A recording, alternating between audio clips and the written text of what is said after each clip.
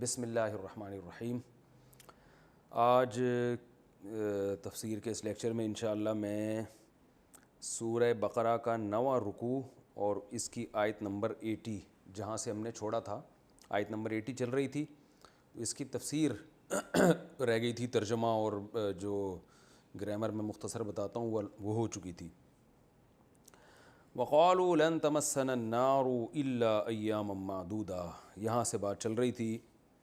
یہود یہ کہتے تھے لن تمسنا النار، ہرگز ہم کو آگ نہیں چھوئے گی، الا مگر ایاما معدودہ، کچھ گنے چنے دن، یعنی ہم چونکہ اللہ کے لاڈلے ہیں اور ہماری بہت مدد ہوئی ہے دنیا میں، تو آخرت میں بھی ہمیں زیادہ سزا نہیں ملے گی، تھوڑے سے دن جہنم میں رہ کے نکل جائیں گے، یعنی اگر گئے بھی جہنم میں۔ تو یہ ایک ایسا نظریہ تھا جس کی بیس پر وہ اعمال میں کمزور ہو گئے۔ جیسے آج کل بھی جو ہے نا بہت سے لوگ غلط گائیڈ کرتے ہیں، لوگوں کو کچھ وظیفے بتائے ہوئے ہیں کہ یہ پڑھ لو تو یہ ہو جائے گا، فلاں پیر سے بیعت ہو جاؤ تو یہ ہو جائے گا۔ اس کا نتیجہ کیا نکلتا ہے کہ بڑے بڑے کبیرہ گناہ، سود کھا رہے ہیں لوگ، داڑھی کاٹنا بھی گناہ ہے، نمازیں قضا کر دیتے ہیں جان بوجھ کر، اور یتیموں کا مال کھاتے ہیں، والدین کے ساتھ حسن سلوک نہیں کرتے، ساری بڑی بڑی برائیاں ان میں ہوتی ہیں، اور بس یہ ذہن میں ہوتا ہے کہ یہ وظیفہ پڑھنے سے یہ ہو جائے گا، یہ وظیفہ پڑھنے سے یہ ہو جائے گا۔ تو اس قسم کی خوشخبریوں سے نا انسان خوش فہمی کا شکار ہو کر اس کا نتیجہ نکلتا ہے عمل میں کمزور ہو جاتا ہے۔ تو یہود بھی عمل میں کمزور ہو گئے تھے۔ سب سے بڑی بات نبی صلی اللہ علیہ وسلم پر ایمان لانا، جس کا انہیں حکم دیا جا رہا تھا، یہ کام نہیں کر رہے تھے وہ۔ تو اللہ نے جواب میں فرمایا قل اتخذتم عند اللہ عہدا، کیا تم نے اللہ سے کوئی عہد لیا ہے؟ اللہ نے کوئی عہد لیا ہے کہ تم بس جو بھی یہودیوں کے گھرانے میں پیدا ہوگا وہ لازمی جنت میں جائے گا؟ اگر عہد لیا ہے فلن یخلف اللہ عہدہ، تو اللہ ہرگز اپنے عہد کی مخالفت نہیں کرے گا، یقیناً تمہیں جنت میں بھیجے گا۔ ام تقولون، یا ایسی بات ہے کہ تم تقولون، تم کہتے ہو علی اللہ، اللہ پر وہ بات ما لا تعلمون، جس کا تمہیں بھی علم نہیں ہے، یہ تمہیں بھی یقین ہے کہ ہم غلط کہہ رہے ہیں، کیونکہ تورات میں یہ نہیں لکھا ہوا کہ یہودی جنت میں جائیں گے، تورات میں لکھا ہے جو ایمان پر جس کی موت واقع ہوئی وہ جنت میں جائے گا، جیسے کہ قرآن و سنت میں بھی یہی ہے، تو وہ اپنی سزا بھگتنے کے بعد جنت میں جائے گا، لیکن وہ بھی سزا چند دن کی نہیں ہوگی، بہت طویل سزا بھی ہو سکتی ہے، لیکن اس میں شرط ہے کہ ایک نہ ایک دن جنت میں وہ جائے گا جس کا ایمان، جو ایمان پر موت جس کی واقع ہوگی، اور تمہاری موت ایمان پر نہیں ہے، کیونکہ تم حضرت عیسیٰ ابن مریم کا بھی انکار کر رہے ہو اور محمد صلی اللہ علیہ وسلم کا بھی انکار کر رہے ہو۔ تو آگے اللہ نے ان کے دعوے کی نفی کی کہ تم کیسے کہتے ہو کہ ہم تھوڑے دن کے لیے جہنم میں جائیں گے؟ نا نا نا، بلا، کیوں نہیں بھائی، کیوں نہیں تم جہنم میں رہو گے ہمیشہ، کیونکہ اللہ کے ہاں اصول ہے من کسب سیئۃ، جس نے گناہ کمایا، وَأَحَاطَتْ بِهِ خَطِیئَتُهُ، اور اس کی خطیئہ نے یعنی اس کے گناہ نے احاطت به، اس کو گھیر لیا چاروں طرف سے، فَأُولَٰئِکَ أَصْحَابُ النَّارِ، یہ آگ والے لوگ ہیں، ہم فیہا خالدون، جس میں ہمیشہ رہیں گے۔ پوری امت کا اجماع ہے اس آیت کی تفسیر پر کہ کسی نے ایسا گناہ کیا کہ وہ کفر تک پہنچ جاتا ہے، تو کفر کا گناہ ایسا ہے کہ اس کے سارے اعمال کو وہ گھیر کے ضائع کر دے گا، جیسے شرک ہے، یا نبوت کا انکار ہے، یا ختم نبوت کا انکار ہے، یعنی اللہ کا انکار کرنا، چاہے اس کے پیغمبروں کے انکار کے ذریعے ہو، یا اس کی کتابوں کے انکار کے ذریعے ہو، یا اس نے جو عقیدہ بہت وضاحت کے ساتھ بیان کر دیا اس عقیدے کے انکار کے ذریعے ہو، تو کسی بھی طرح سے اللہ کا انکار ہوگا تو وہ ایسی برائی ہے کہ اس کی برائی نے اس کے تمام یعنی اس کو گھیر لیا ہے اور اب یہ بچ نہیں سکتا۔ یہ قرآن کی ایک یوں سمجھیں کہ بیان کرنے کا انداز ہے، قرآن کفر کو اس انداز میں بیان کر رہا ہے، اور یہ تفسیر مفسرین نے اپنی طرف سے نہیں کی ہے، بلکہ قرآن میں دوسرے مقام پر اللہ نے فرمایا مثل الذین کفروا اعمالهم کرماد، جو لوگ کفر کرتے ہیں ان کے اعمال راکھ کے ڈھیر کی طرح ہیں، اشتدت به الريح في يوم عاصف، جیسے اعمال کرتے کرتے پورا پہاڑ کھڑا کر دیا مگر وہ پہاڑ ہے راکھ کا، تو ایک پھونک لگائیں گے وہ اڑ جائے گا۔ تو کفر کے ساتھ اللہ کے ہاں کوئی نیکی مقبول نہیں ہے، تو اللہ نے یہ بھی فرمایا جس نے برائی کی اور ایسی برائی کہ اس کی برائی نے اس کو گھیر لیا، یعنی وہ برائی سے مراد ہے کفر کی برائی، تو کفر کی برائی ہی ایسی برائی ہے جو آپ کی ساری نیکیوں کو کھا کے ختم کر دیتی ہے۔ تو اللہ نے فرمایا اللہ کا اصول ہے جو ایسی برائی کرے گا جو آپ کی ساری نیکیوں کو کھا جائے گی تو وہ تو ہمیشہ جہنم میں رہے گا. تو یہود بھی ایسی برائی کر رہے ہیں کہ وہ برائی ان کی ساری نیکیوں کو کھا رہی ہے, اللہ کے سچے پیغمبر کا انکار کر رہے ہیں. اسی طرح جو اللہ ہی کا انکار کر دیں, اس آیت سے ہمیں بھی پتہ چلتا ہے, جو آج لوگ گوروں کی تعریفیں کرتے ہیں کہ انگریز بہت اچھے, اتنے خدمت کر رہے ہیں انسانیت کی. بھائی اللہ کا انکار کرنے کے بعد کوئی خدمت اللہ کے ہاں مقبول نہیں ہے. یہ اللہ کے ساتھ اگر شرک کر لیا تو اللہ کہیں گے اسی سے اپنے نیک اعمال کا بدلہ لو جسے میرے ساتھ شریک کرتے تھے. تو یہ کچھ جرائم ایسے ہیں, میں اس کی اکثر بیانات میں مثال دیتا ہوں کہ آپ اپنے ابا کی بڑی خدمت کر رہے ہو, لیکن کسی موقع پہ لوگوں نے پوچھا یہ آپ کے والد ہیں, آپ نے ان کے باپ ہونے کا ہی انکار کر دیا, حالانکہ آپ کو پتہ ہے کہ میرے ابا ہیں. تو باپ پھر ساری آپ کی خدمتوں کو ایک طرف کر دے گا اور آپ کو جائیداد سے آگ کر دے گا وہ. تو اللہ کا بھی یہی اصول ہے. فرمایا والذین آمنوا وعملوا الصالحات, جنت میں کون جائے گا؟ فرمایا جو ایمان لائے اور نیک اعمال کیے. ایمان سے وہ ایمان جو معتبر ایمان ہے, جس میں اللہ پر ایمان, اللہ کی کتابوں پر ایمان, اللہ کے فرشتوں پر ایمان اور تمام پیغمبروں پر ایمان, تقدیر پر ایمان, یہ ساری چیزیں. فرمایا جو لوگ ایمان لائے اور نیک اعمال کیے اولئک اصحاب الجنہ, یہ جنت والے لوگ ہیں, ہم فیہا خالدون, اور یہ اس میں ہمیشہ رہیں گے. تو یہ تو رکوع تھا, رکوع نمبر 9. اس رکوع میں ہمیں بہت سارے اسباق ملتے ہیں, میں نمبر وار بیان کر دیتا ہوں. پہلا یہ رکوع شروع ہوا کہ اللہ تعالیٰ نے گائے کے ذبح کرنے کا حکم دیا اور گائے کے گوشت کو مردے پہ مارا گیا, وہ زندہ ہو کے بتا رہا ہے. اس میں ایک سبق تو ہمیں یہ ملتا ہے کہ آپ جب کسی قوم کی اصلاح کرنا چاہتے ہیں تو صرف زبانی تبلیغ کافی نہیں ہے, پریکٹیکلی اس کو عمل کروانا ضروری ہے.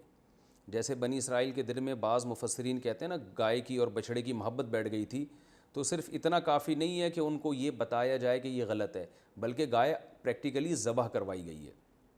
تو کسی معاشرے کی اصلاح کے لیے عمل کروانا پڑتا ہے. میں لوگوں کو اکثر کہتا ہوں بارات کا کھانا نہیں ہے اسلام میں, لیکن لوگ مانتے نہیں ہیں. جب تک آپ خود عمل نہ کر کے دکھائیں اور لوگوں کو بتائیں بھائی ایسے بھی ہوتا ہے, تو اس وقت تک لوگ نہیں آتے. جیسے نبی صلی اللہ علیہ وسلم کو اللہ نے حکم دیا کہ آپ حضرت زینب سے نکاح کریں گے, بلکہ اللہ نے آپ کا نکاح آسمانوں پہ کرا دیا. تو کیوں؟ حضرت زینب طلاق یافتہ تھیں زید ابن حارثہ کی. زید ابن حارثہ نبی کے منہ بولے بیٹے تھے. آپ صلی اللہ علیہ وسلم طلاق کے بعد نکاح چاہتے تھے, مگر آپ کو یہ خوف تھا کہ عرب کہیں گے کہ منہ بولے بیٹے کی بیوی تو منہ بولی بہو ہوتی ہے, بہو سے نکاح تو نہیں ہوتا. تو اللہ نے فرمایا کہ آپ کو یہ نکاح کرنا پڑے گا تاکہ عرب کے دل سے یہ چیز نکل جائے کہ منہ بولا بیٹا حقیقی بیٹا نہیں ہوتا, وہ حقیقی کی طرح سمجھ رہے ہیں اس کو, تو وہ نہیں ہوتا. تو شریعت میں کسی کو بہن بنانے سے بہن نہیں بن جاتی, بہو بنانے سے بہو نہیں بن جاتی, جو شرعی حکام چینج نہیں ہوتے. تو عمل کروایا گیا آپ صلی اللہ علیہ وسلم سے. اس کی اور بہت ساری ہمیں مثالیں ملتی ہیں. تو اس سے پہلا نقطہ تو ہمیں یہ پتہ چلتا ہے. دوسرا نقطہ ہمیں اللہ کی قدرت, کہ دیکھیں کیسا عجیب کام ہے کہ گائے کا گوشت مردے پہ مارا جا رہا ہے, مردہ اٹھ کے خود بتا رہا ہے کہ میرا قاتل یہ ہے. اس سے پتہ چلتا ہے کہ اللہ بڑے قدرت والے ہیں, مردوں کو وہ زندہ کر سکتے ہیں. تیسرا نقطہ ہمیں یہ پتہ چلتا ہے کہ اللہ تعالیٰ نے مثالیں دی ہیں انسان کی پتھروں سے, کہ پتھر میں کچھ سے پانی نکلتا ہے, کچھ سے آبشاریں نکلتی ہیں, کچھ بھی نہیں ہوتا لیکن لڑک جاتے ہیں. تو اللہ نے انسانوں کی بھی مثال دی ہے کہ انسان بھی اسی طرح ہوتے ہیں, بلکہ 4 طرح کے انسان ہوتے ہیں. ایک وہ جن کے دل پتھر سے بھی زیادہ سخت ہوں, ان پہ کوئی نصیحت اثر نہیں کرتی. اور آج ہمیں معاشرے میں ایسے لوگ نظر آتے ہیں, کسی مظلوم کو دیکھ کر ان کو ترس نہیں آتا اور بہت کچھ کر رہے ہوتے ہیں. اور یہ قرآن کی مثالیں. کچھ لوگ ایسے ہوتے ہیں جن میں کچھ خیر ہوتی ہے کہ لوگوں کو تو وہ خیر نہیں پہنچا رہے, مگر جیسے پتھر اللہ کے خوف سے بعض دفعہ لڑک جاتا ہے تو ان میں بھی دل دہل جاتا ہے ان کا, تو یہ بھی کچھ نہ ہونے سے بہتر ہے. تو ہمیں اپنے آپ کو پرکھنا چاہیے کہ ہم ان میں سے کس کنڈیشن پر ہیں. اور کچھ پتھر ایسے ہیں جن میں تھوڑی سی اور خیر ہوتی ہے کہ ان میں پانی نکل پڑتا ہے تو لوگ تھوڑا سا فائدہ اٹھا لیتے ہیں اس سے.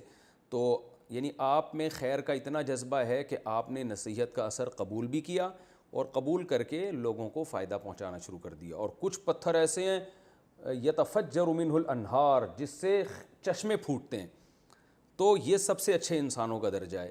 تو ہمیں اس لیول پہ اپنے آپ کو لانے کی کوشش کرنی چاہیے کہ ہمارا دل نصیحت سن کے فوراً پگھل جائے اور خود بھی فائدہ ہو اور خیر کے چشمے پھوٹ جائیں ہم سے. تو یہ ہمیں ایک اور نقطے کی بات پتہ چلی ہے. اور ایک اور نقطے کی بات یہ بھی پتہ چلی اس رکوع میں, میں کوشش کروں گا اب جتنے میں رکوع بیان کروں نا اس میں جو علمی نکات ملتے ہیں ان کو الگ سے ہم ہائی لائٹ کر کے نمبر وار بیان کیا کریں. تو ایک اور کہ بے جان چیزوں میں بھی اللہ نے کچھ نہ کچھ حص رکھی ہے. یہ جو بے جان چیزیں بالکل بے جان نہیں ہوتی, کتنی حص ہے, ایک ایسا شعور ہے, یہ اللہ ہی جانتا ہے. قرآن میں ایک اور مقام پر فرمایا وَإِن مِّن شَيْءٍ إِلَّا يُسَبِّحُ بِحَمْدِهِ وَلَٰكِن لَّا تَفْقَهُونَ تَسْبِيحَهُمْ, کہ تم ان کی تسبیح سمجھتے نہیں ہو, تمہیں شعور نہیں. تو ہر چیز میں اللہ نے کچھ نہ کچھ شعور رکھا ہے. اور چوتھی بات یہ ہمیں پتہ چلتی ہے کہ بہت سے ہٹ دھرم معاشرے میں ایسے ہوں گے جن پر نصیحت اثر نہیں کرے گی, تو ہمیں اپنی تبلیغ ان لوگوں کی اس سخت دلی کی وجہ سے اپنا کام نہیں چھوڑنا چاہیے.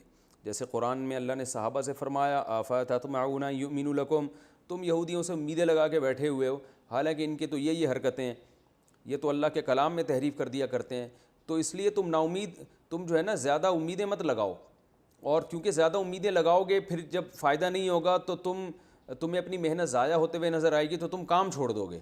تو اس لیے یہ معاشرے میں ایسے لوگ بھی ہوتے ہیں, تم اپنے کام میں لگے رہو اور ان سے زیادہ امیدیں مت لگاؤ. تو ہر ایک کو اس سے کیا پتہ چلتا ہے علمی نقطہ, کہ ہر ایک کو ہدایت کبھی بھی نہیں ملے گی. دنیا میں خیر اور شر دونوں کا مقابلہ قیامت تک رہے گا.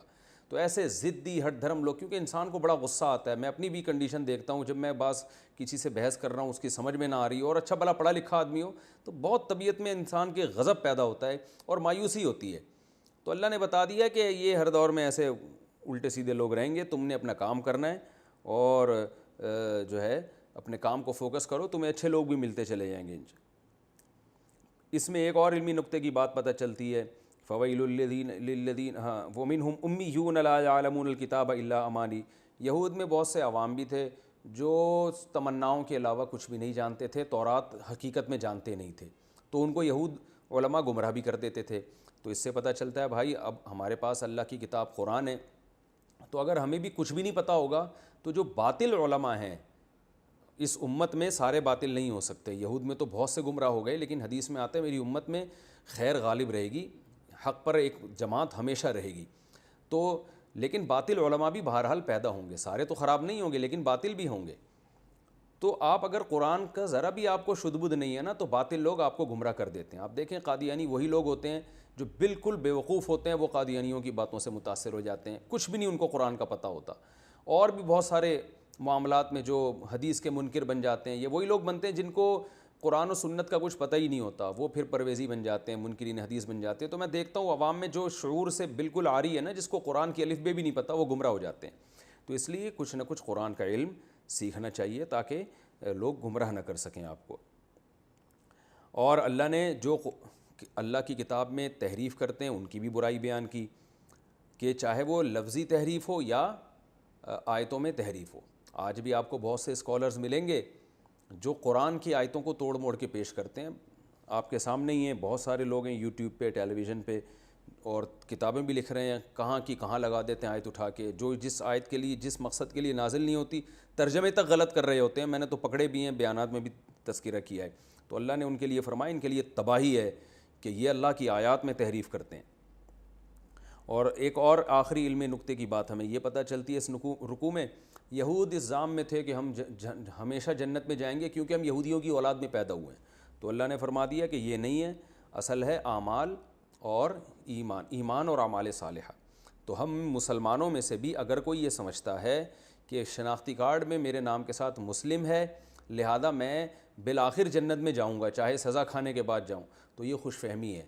آپ کو اپنا عقیدہ درست کرنا پڑے گا اور اپنے اعمال درست کرنے پڑیں گے. عقیدہ وہ جو قرآن و سنت نے بیان کیا ہے, اگر آپ اس عقیدے پہ نہیں ہیں 100 دفعہ آپ شناختی کارڈ میں اپنے آپ کو مسلم لکھیں, آپ کے نام کے ساتھ لمبے لمبے دامت برکاتہم یا مد ظلہ العالیہ اور کچھ بھی لگا دو, رضی اللہ عنہ لگا دو, آپ جنت میں نہیں جاؤ گے. کیونکہ اللہ نے بتا دیا کہ کسی قوم کے ساتھ جنت خاص نہیں ہے بلکہ ایمان اور اعمال صالحہ. اگلا رکوع آج اب ہم پڑھتے ہیں, رکوع نمبر 10. پہلے اس کا لفظی ترجمہ ہوگا, مختصر گرامر ہوگی, پھر انشاءاللہ اس کی تفسیر ہوگی. وَإِذْ أَخَذْنَا, اور اس وقت کو یاد کرو, اخذنا جب ہم نے لیا, اخذ تو اب یاد ہو جانا چاہیے آپ کو یہ لفظ, میثاق بنی اسرائیل, بنی اسرائیل سے مضبوط عہد. میثاق کا لفظ کئی بار آ چکا ہے, اب آپ کو یاد ہو جانا چاہیے. مضبوط ایگریمنٹ کو کہتے ہیں. کیا مضبوط ایگریمنٹ تھا؟ لا تعبدون الا اللہ, تم عبادت نہیں کرو گے مگر صرف اللہ کی. وبالوالدین, اور والدین کے ساتھ احسانہ، احسان کرو گے۔ احسان کا مطلب کئی بار بتا چکا ہوں میں، احسان اردو والا الگ ہے، عربی والا الگ ہے۔ عربی میں کہتے ہیں عمل کو بہت عمدہ طریقے سے کرنا، تو یعنی والدین کے ساتھ اپنا عمل بہت زیادہ اچھا رکھو، ایکسیلنسی پیدا کرو اس میں، یہ مطلب ہے احسان کا۔ وذی القربہ، اور قربہ کے ساتھ بھی اچھا سلوک کرو گے۔ قربہ، قربہ قرب سے نکلا ہے، ذی کا معنی والا، جیسے ذی وجاہت، ذی شان کہتے ہیں نا، شان والا۔ ذی القربہ، اور قرابت والے کے ساتھ بھی اچھا سلوک کرو۔ والیتامہ، یتیم کی جمع یتامہ آتی ہے، یتیموں کے ساتھ بھی اچھا سلوک کرو۔ والمسکینی، اور مسکین کے ساتھ بھی اچھا سلوک کرو۔ مسکین میں نے بتایا تھا آپ کو، فقیر اور مسکین جب ایک ساتھ استعمال ہوں تو فقیر کا مطلب غریب، مسکین کا مطلب جس کی غربت ٹپکتی ہو، اس کے یعنی جھلک بھی رہی ہو، نظر آ رہی ہو۔ لیکن یہاں پر مسکین کا لفظ فقیر کے ساتھ استعمال نہیں ہوا، تو مطلق غریب کے معنی میں ہم لے سکتے ہیں، کوئی بھی غریب۔ وقولو، اور ہم نے یہ بھی کہا تھا کہ قولو کہو تم، قل قولا قولو کئی بار آ چکا ہے یہ لفظ۔ قولو للناسی، لوگوں کے ساتھ کہو حسناً، اچھی بات، یعنی لوگوں سے جب بات کرو تو اچھے انداز سے کرو، یعنی خوش خلقی کے ساتھ۔ قولاً حسناً، حسن والا کلام ہونا چاہیے۔ کلام میں حسن، یہ تفسیر میں پھر اس کی ڈیٹیل بتاؤں گا انشاءاللہ۔ وَأَقِيمُوا الصَّلَاةَ، اور نماز قائم کرو۔ وَآتُوا الزَّكَاةَ، اور زکوٰۃ دو، یہ ہم نے عہد لیا تھا بنی اسرائیل سے۔ ثُمَّ، پھر اس کے بعد کیا ہوا؟ تَوَلَّيْتُمْ، تم نے پیٹھ پھیر دی، سارے ایگریمنٹ کی دھجیاں اڑا دی۔ إِلَّا قَلِيلًا مِّنْكُمْ، ہاں تم میں سے کچھ تھوڑے سے لوگ تھے جو صحیح اس پہ قائم تھے، جنہوں نے اس عہد کو پورا کیا۔ وَأَنْتُمْ مُعْرِضُونَ، اور تم ہو ہی معرضون، اعراض کرنے والے، تم تو ہو ہی اللہ کے احکامات سے اعراض کرنے والے۔ اعرض یعرض اعراضاً کا معنی اعراض کرنا، معرض مکرم کی طرح اعراض کرنے والا۔ وَإِذْ أَخَذْنَا مِيثَاقَكُمْ، اس وقت کو بھی یاد کرو جب ہم نے تم سے مضبوط عہد لیا۔ لَا تَسْفِكُونَ دِمَاءَكُمْ، سفک یسفکو، اس کا معنی بہانا، کہتے ہیں نا سفاک، بڑا سفاک قسم کا قاتل ہے کہتے ہیں نا لوگ، اور اس کو کہتے ہیں خون بہانے والا۔ تو لا تسفکون دماء، دماء دم کی جمع ہے، تم اپنا خون نہیں بہاؤ گے، اپنا خون سے مطلب ایک دوسرے کا خون۔ ولا تخرجون، اور نہ نکالو گے تم، لا تخرجون اخرج یخرجو، تم نہیں نکالو گے، انفسکم، اپنی جانوں کو، اپنی جانوں سے مراد ایک دوسرے کی جانوں کو، من دیارکم، اپنے شہروں سے۔ دیار دار کی جمع ہے، دار گھر کو بھی کہتے ہیں، شہر کو بھی کہتے ہیں نا دیار غیر میں رہ رہا ہوں میں، آج کل لوگ کہتے ہیں نا۔ اپنے گھروں سے یعنی اپنے شہروں سے اپنے آپوں کو نہیں نکالو گے، اپنے آپ سے مراد یعنی اپنی قوم کے لوگوں کو۔ ثم اقررتم، پھر تم نے اقرار کیا، اقررتم اکرمتم کی طرح ہے، اقرار یقرر، اکرم یکرم، ضربتم اقررتم، تم سب نے اقرار بھی کیا اس عہد کا۔ وانتم تشہدون، اور تم گواہی دینے والے ہو، یعنی ایسا اقرار کیا کہ تم اس پر گواہ بھی ہو، آج بھی تم گواہی دے سکتے ہو اس پر، تمہیں اتنا یقین ہے اس اقرار کا۔ ثم، پھر انتم، تم لوگ، ہاؤلائی، ایسے ہو، ہاؤلائی اشارے کے وقت کہا جاتا ہے نا تم لوگ یہ ہو، یعنی یہ ابھی تمہاری کیفیت ہے۔ وہ کیا کیفیت ہے؟ تقتلون انفسکم، قتل کرتے ہو اپنی جانوں کو، مراد یہ کہ اپنی قوم کے لوگوں کو، یعنی خود ایک دوسرے کو قتل کرتے ہو۔ وتخرجون، اور نکالتے ہو، فریقا منکم، اپنے اندر ہی سے ایک فریق کو، من دیارہم، ان کے شہروں سے نکال دیتے ہو۔ تظاہرون علیہم، ظاہر یظاہر مظاہرتاً، ضارب یضارب مضاربتاً، اس کا معنی ہوتا ہے کسی کی مدد کرنا، اور ظہر علیہ کا معنی غالب آنا۔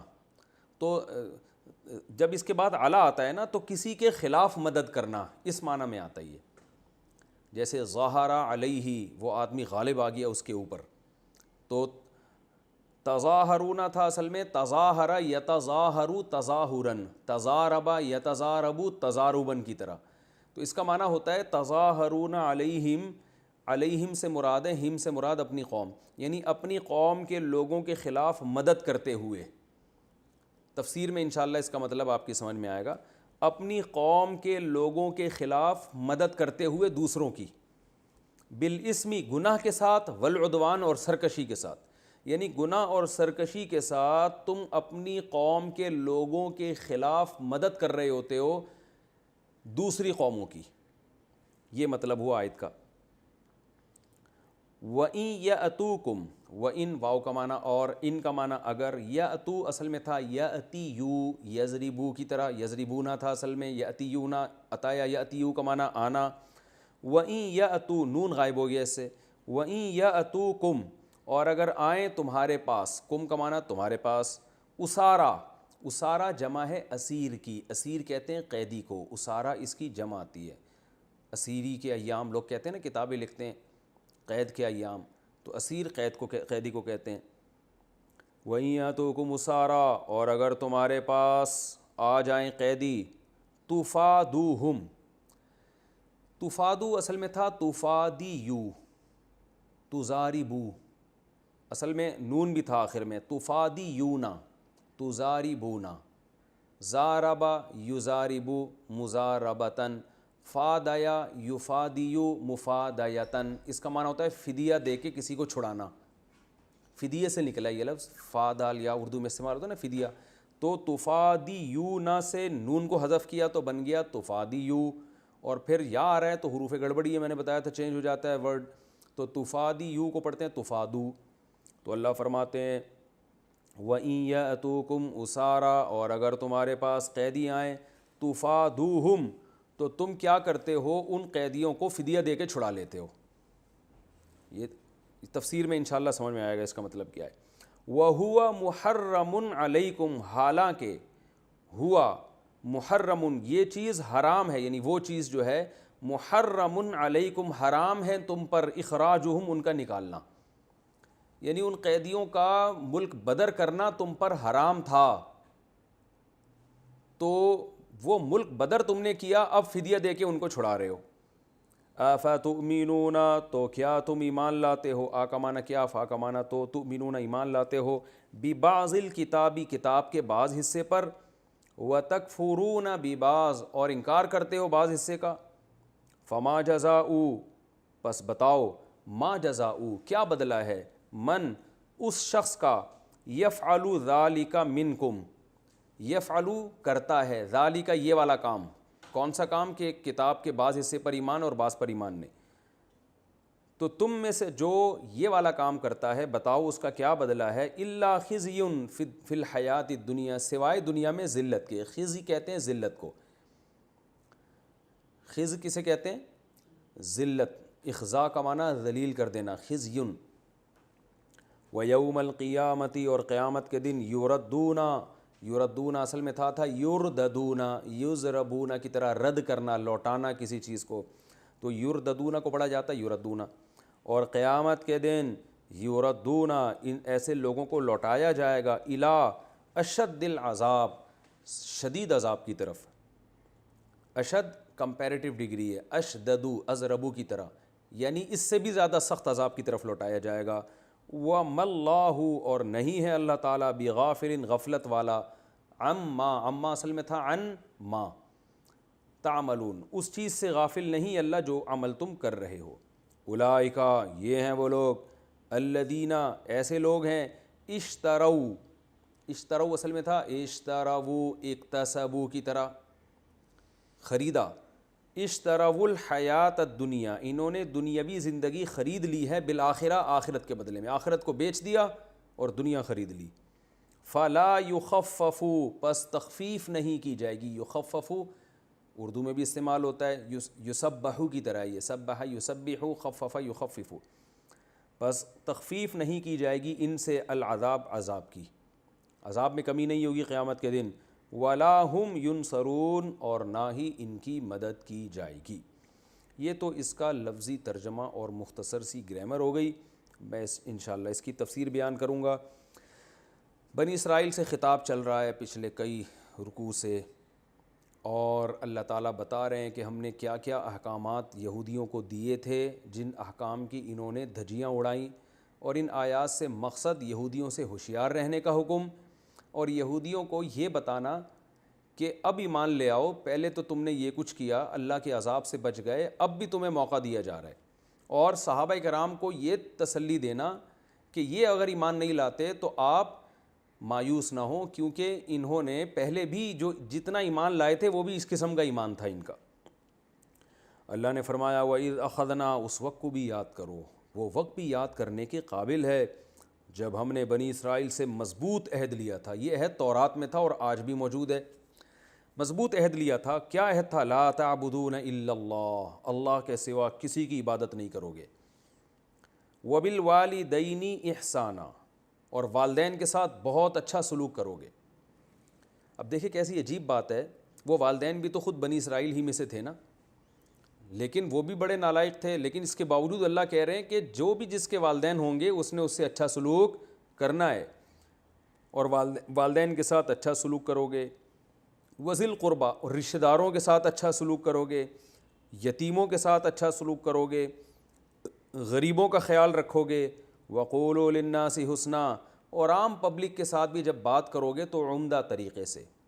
عمدہ بات کا مطلب کیا ہوتا ہے؟ لب و لہجہ بھی شائستہ ہو اور بات بھی اچھی ہو۔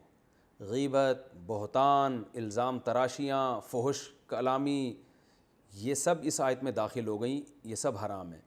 اور دوسرا، بات کرنے میں لہجے میں نرمی، تو علماء نے اس کے دونوں مطلب بیان کیے کہ اچھی بات کا مطلب لب و لہجہ بھی اچھا ہو، انداز بھی اچھا ہو اور بات بھی اچھی ہو۔ حضرت قتادہ رحمہ اللہ تعالیٰ بڑے جلیل القدر تابعی ہیں، ان سے کسی نے پوچھا کہ غیر مسلم سے ہم کس انداز میں بات کریں گے، وہ تو اللہ کا دشمن ہے۔ تو انہوں نے قرآن کی یہ آیت پڑھی کہ اللہ نے کیا فرمایا؟ قولوا للناس حسنا، لوگوں سے اچھے انداز سے بات کرو۔ انہوں نے فرمایا اس میں اللہ نے لوگ کہا ہے، مسلم نہیں کہا۔ تو اس آیت سے پتہ چلتا ہے کہ اللہ تعالیٰ جو ہے یہ چاہتے ہیں کہ ہم جب بھی کسی سے بات کریں، چاہے وہ غیر مسلم ہی کیوں نہ ہو، تو ہمارے بات کا انداز بھی اچھا ہونا چاہیے اور بات بھی اچھی ہونی چاہیے، ایسا نہ ہو کہ لٹھ مار رہے ہوں۔ اب آپ دیکھیں گوروں نے بہت سی چیزیں لے لی ہیں، وہ پلیز ہر بات سے پہلے پلیز لگا دیتے ہیں، چاہے وہ کیسی الٹی سیدھی بات بھی کیوں نہ، لیکن پلیز کے ذریعے جو ہے نا، پلیز اور آخر میں تھینک یو لگا کے وہ کیا ہو جاتا ہے، کڑوی بات بھی میٹھی لگنے لگتی ہے۔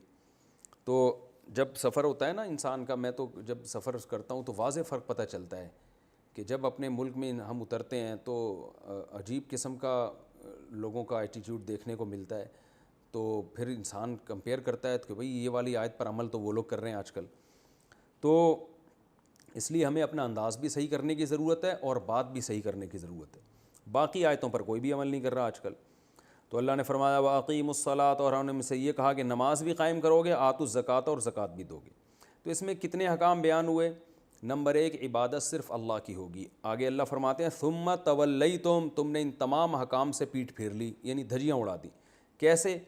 پہلا حکم اللہ نے دیا تھا لا تعبدون الا اللہ، اللہ کے سوا کسی کی عبادت نہیں ہوگی۔ صحابہ کرام نے پوچھا یا رسول اللہ، سورہ توبہ کی جب آیتیں نازل ہوئی نا کہ انہوں نے اپنے علماء کو معبود بنا لیا تھا، اتخذوا احبارہم ورہبانہم اربابا من دون اللہ۔ دیکھیں یہودی شرک نہیں کرتے ظاہری طور پر، وہ کہتے ہیں ہم مشرک نہیں ہیں۔ عیسائی تو پھر بھی حضرت عیسیٰ کو اللہ کا بیٹا کہتے ہیں، اور یہودیوں کا ایک فرقہ تھا جو حضرت عزیر علیہ السلام کو اللہ کا بیٹا کہتا تھا، لیکن عمومی طور پر یہودی نہیں کہتے، اب بھی نہیں کہتے۔ اس کے باوجود اللہ فرما رہے ہیں کہ انہوں نے اللہ کے سارے حکام کی دھجیاں اڑا دی۔ کیا مطلب؟ ان میں شرک بھی آ گیا۔ تو شرک کیسے آیا؟ اس کو قرآن نے دوسرے مقام پہ بیان کیا ہے، وہ ہے اتخذوا، سورہ توبہ کی آیات ہیں، اتخذوا احبارہم ورہبانہم اربابا من دون اللہ، انہوں نے اپنے راہبوں کو، راہب کہتے ہیں جو عبادت گزار بزرگ ہوتے ہیں، اور احبار یہ حبر کی جمع، حبر کہتے ہیں جو بڑے بڑے علامے ہوتے تھے، تو بڑے بڑے علاموں کو اور راہبوں کو اللہ کو چھوڑ کر رب بنا لیا تھا، تو یہ ان میں شرک تھا۔ صحابہ نے رسول اللہ صلی اللہ علیہ وسلم سے پوچھا یا رسول اللہ، یہودی تو اپنے علماء اور اپنے جو ان کے جو راہب ہوتے ہیں، جو بزرگ ہوتے ہیں، ان کو معبود نہیں سمجھتے، کبھی بھی نہیں کہتے کہ یہ ہمارے خدا ہیں، ایک ہی خدا کے قائل ہیں، تو قرآن کیسے کہہ رہا ہے کہ انہوں نے اپنے جو علماء ہیں اور مذہبی رہنما ہیں ان کو معبود بنا لیا تھا؟ قرآن یہ کیسے کہہ رہا ہے؟ تو اس پہ آپ صلی اللہ علیہ وسلم نے ارشاد فرمایا کہ کیا تم نے دیکھا نہیں ہے کہ وہ جس چیز کو حلال کر دیں یہ اس چیز کو حلال سمجھتے ہیں، اور ان کے علماء یا ان کے جو پادری یا ان کو جو راہب ہیں وہ جس چیز کو حرام کر دیں یہ اس کو حرام کر لیتے ہیں، یعنی حلال و حرام کا اختیار ان کے پاس چلا گیا ہے۔ تو صحابہ نے فرمایا ہاں، فرمایا یہی تو ہے ربنا لینا۔ تو اس سے کیا پتہ چلتا ہے، بہت اہم پوائنٹ کی بات پتہ چلتی ہے کہ شرک کا مطلب یہ نہیں ہوتا کہ آپ اس بات کا اعتراف کریں کہ میں مشرک ہوں۔ شرک کا مطلب یہ بھی نہیں ہوتا کہ آپ یہ کہیں کہ اللہ جیسا ایک اور خدا ہے، بلکہ جو کام اللہ کا خاصہ ہے، جو صرف اللہ پہ زیب دیتا ہے، وہ اگر آپ مخلوق کو وہ رائٹس دے دیں گے تو اس کا مطلب آپ کافر ہیں، مشرک ہیں، چاہے آپ 100 دفعہ توحید کے نعرے لگائیں۔ تو یہود نے کیا کیا تھا، قرآن جگہ جگہ کہتا ہے کہ حلال و حرام کا اختیار صرف اللہ کے پاس ہے، پیغمبر بھی نہیں کر سکتے۔ لما تحرم ما احل اللہ لک، 28ویں پارے کی آپ سورہ تحریم کی پہلی آیت دیکھیں، اے نبی جس چیز کو اللہ نے حلال کر دیا آپ اسے کیوں حرام کرتے ہیں؟ تو یہ اختیار اللہ نے پیغمبر کو بھی نہیں دیا کہ کسی حلال کو حرام کر دیں، حرام کو حلال کر دیں، یہ صرف اللہ کے پاس اختیار ہے۔ تو کسی اور کو یہ رائٹ دے دینا یہ بھی شرک ہے۔ اچھا، اس پہ جو ہے نا ہمارے ہاں بعض حضرات قرآن کی اس آیت کو غلط لے کے جاتے ہیں، اور وہ یہ کہتے ہیں کہ یہ لوگ جو ابو حنیفہ یا امام شافعی یا امام احمد ابن حنبل یا امام مالک کے جو فالوورز ہیں وہ بھی اسی آیت میں داخل ہیں، کیونکہ یہ لوگ بھی امام ابو حنیفہ کسی چیز کو جائز کہہ دیں تو یہ جائز سمجھتے ہیں، وہ کسی چیز کو ناجائز کہہ دیں تو یہ ناجائز سمجھتے ہیں۔ شافعی مسلک پر عمل کرنے والے لوگ امام شافعی کو فالو کرتے ہیں معاذ اللہ نبی کو چھوڑ کر، اور امام شافعی نے کہہ دیا یہ جائز ہے تو یہ اس کو جائز سمجھتے ہیں، اور کہہ دیا کہ ناجائز ہے تو یہ اس کو ناجائز۔ تو انہوں نے بھی ائمہ کو اختیارات دیے ہوئے ہیں۔ یہ اس آیت کی 100% غلط تشریح ہے۔ یاد رکھیں اس آیت کا جو میں نے سورہ توبہ کی آیت پڑھی اور جو حدیث پڑھی ہے، اس آیت کا مطلب یہ ہے، اور آج بھی یہودیوں کی کتابوں میں لکھا ہوا ہے کہ یہودیوں نے باقاعدہ یہ رائٹ دیا ہوا تھا علماء کو، اور ان کے علماء نے ہی بتایا تھا کہ یہود علماء اور عیسائی علماء کے پاس یہ حق ہے، رائٹ ہے کہ وہ اللہ کے حرام کو حلال کر سکتے ہیں اور حلال کو حرام بھی کر سکتے ہیں۔ تو یہ پادری کے پاس رائٹ ہوتا ہے۔ جیسے ہمارے ہاں بعض جو رافضی ہیں نا، انہوں نے اپنے اماموں کو کہ 12 امام ہیں اور ان اماموں کے پاس شریعت ساز بھی ہیں وہ، تو یہ رائٹ انہوں نے دیا ہوا تھا۔ جبکہ جو ائمہ اربعہ کو فالو کرتے ہیں وہ قطعاً یہ ان کا یہ دعویٰ نہیں ہے کہ ابو حنیفہ کے پاس یہ رائٹ ہے، امام حنیفہ رحمۃ اللہ علیہ کے پاس، کہ وہ حلال کو حرام کر دیں، حرام کو حلال کر دیں، تو یہ اس میں داخل نہیں ہے۔ ہاں یہ ضرور ہے کہ وہ ابو حنیفہ کو فالو کر رہا ہے، شافعی امام شافعی کو فالو کر رہا ہے، اس لیے کہ وہ یہ سمجھتا ہے کہ قرآن و حدیث میں جو چیز حلال ہے اور جو چیز قرآن و حدیث میں حرام ہے، امام شافعی وہ مجھ سے زیادہ جانتے ہیں۔ تو زیادہ نالج کی بیس پر کسی کو فالو کرنا یہ الگ چیز ہے، اور کسی کو رائٹ دے دینا کہ آپ حلال و حرام کر سکتے ہو یہ الگ چیز ہے۔ کسی کو یہ حق دے دینا، اسے یہ اتھارٹی دے دینا کہ آپ کو بھی حلال و حرام کرنے کا اختیار ہے، یہ 100% شرک ہے، کفر ہے، اس کی شریعت میں بالکل اجازت نہیں ہے، جو اہل کتاب کیا کرتے تھے اور اب بھی کرتے ہیں۔ تبھی تو دیکھیں نا ان کے پادریوں نے، عیسائیوں کے پادریوں نے پوری عیسائیت کا بیڑا ہی غرق کر دیا ہے، تبدیلیاں کر کر کے، اور ہم قطعاً یہ نہیں سمجھتے کہ علماء کے پاس یہ رائٹ ہے۔ عامی آدمی کو اتباع ہے کہ وہ علماء ہی کو فالو کرے گا، اس لیے کہ اہل حق علماء وہ قرآن و سنت کو آپ سے زیادہ اچھا جانتے ہیں۔ تو جو مقلد ہے وہ اگر کسی مجتہد کو فالو کرتا ہے تو وہ اس لیے فالو نہیں کرتا کہ مجتہد کے پاس رائٹ ہے کہ حلال کو حرام کر دے یا حرام کو حلال کر دے، بلکہ وہ اس لیے فالو کرتا ہے کہ اس کے پاس قرآن و سنت کا علم مجھ سے زیادہ ہے۔ میں ایک حدیث کا مطلب کچھ اور سمجھ رہا ہوں، لیکن یہ مجھ سے زیادہ اچھا مطلب سمجھتے ہیں اور ان کے پاس ان کا علم مجھ سے زیادہ ہے، تو میں اپنے علم پر ان کے علم کو ترجیح دے رہا ہوں۔ تو یہ تقلید میں یہ ہوتا ہے، یہ نہیں ہوتا جو یہودی کیا کرتے تھے۔ یہ تو تحقیقی جواب ہے۔ الزامی جواب اس کا یہ ہے کہ اگر آپ واقعی یہ سمجھتے ہیں کہ جو چاروں اماموں کے فالوورز ہیں وہ انہوں نے رائٹ گویا دے دیا ہے کہ ابو حنیفہ جس چیز کو حلال کہیں بس وہ ان کو حلال و حرام کرنے کا بھی اختیار ہے، یہ باقاعدہ ان کو حق دے دیا ہے، تو پھر اس کا مطلب یہ نکلا کہ پھر تو 99% امت کافر ہے، 99.9% امت کافر ہے، کیونکہ اس امت میں 99.9% لوگ تو صدیوں سے تقلید ہی کرتے آ رہے ہیں، جبکہ رسول اللہ صلی اللہ علیہ وسلم نے فرمایا میری امت گمراہی پہ جمع نہیں ہوگی، بلکہ 99.9% تو آج تقلید کر رہے ہیں، صدیوں سے تو 100% امت چاروں میں سے کسی ایک مسلک پر عمل کرتی آ رہی ہے، پھر تو سارے ہی کافر ہو گئے، بڑے بڑے محدثین، بڑے بڑے فقہا۔ تو ظاہر ہے اس کا مطلب صاف یہی ہے کہ وہ ہرگز یہ نہیں سمجھتے تھے کہ ان مجتہدین کے پاس حلال و حرام کا اختیار بھی ہے، بلکہ وہ یہ سمجھتے تھے کہ یہ اختیار صرف اللہ کے پاس ہے۔ نبی صلی اللہ علیہ وسلم اللہ کے حلال کو حلال بتاتے ہیں اور صحابہ اور مجتہدین نے ہم سے زیادہ اچھا سمجھا ہے، لہذا اس آیت کو اس پہ فٹ کرنا یہ بالکل جائز نہیں ہے، بالکل درست نہیں ہے۔ ہاں اگر کوئی واقعی اپنے پیر و مرشد کے بارے میں یہ سمجھتا ہو، جیسے کہ آج کل بہت سے لوگ سمجھتے ہیں بھی کہ ہمارے پیر نے جس چیز کو حلال کہہ دی، اب سارے علماء کہہ رہے ہیں یہ حرام ہے، مجتہدین کہہ رہے ہیں، محدثین کہہ رہے ہیں، اور جتنے بھی بڑے بڑے اسکالرز اسلام میں گزرے ہیں جن کو پوری امت نے مانا ہے وہ سب کہہ رہے ہیں حرام ہے، اور آپ کے پیر صاحب کہہ رہے ہیں جائز ہے، اور آپ اپنے پیر صاحب کو ہی مان رہے ہو، باقی سب کو چھوڑ رہے ہو، تو اس کا مطلب یہ ہے کہ آپ نے عملاً اپنے پیر کو یہ اتھارٹی دی ہوئی ہے کہ وہ حرام کو حلال کر سکتا ہے، تو اس سے آپ یقیناً کافر ہو جائیں گے۔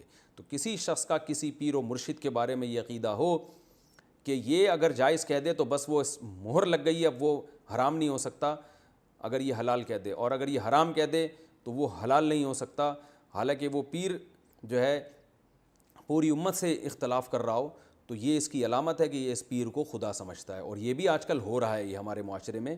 تو ایسے لوگ یقیناً مشرک ہیں، کافر ہیں، اور وہ جنت میں داخل نہیں ہو سکتے۔